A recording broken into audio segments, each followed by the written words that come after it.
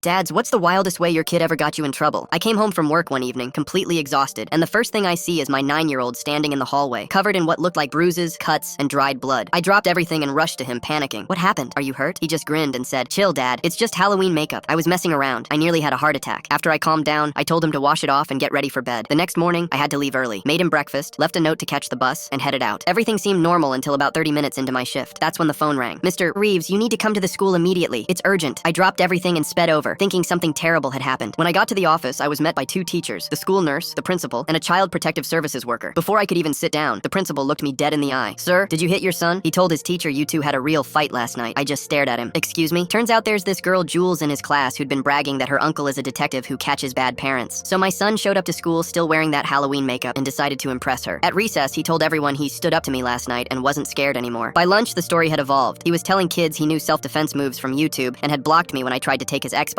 Jules was so impressed she held his hand during reading time. 3 teachers overheard different versions of his story. The school launched a full investigation. CPS arrived within 15 minutes. I tried explaining it was makeup, but nobody was buying it. Finally, I said, "Just get a wipe and clean his face." And just like that, all the bruises and blood wiped right off, leaving purple streaks of face paint. The room went silent. Everyone started apologizing immediately, saying I could take him home, that they were just following protocol. I walked him out to the car, still trying to process what just happened, and after almost getting me arrested, what does he say? "Hey Dad, can we get ice cream?" So I drove 2 hours to some random ice cream shop, lecturing him the entire way about how wrong what he did was. When we got there, I told him to go in and get whatever he wanted. Then I drove off. I'm kidding. I circled right back around an hour later.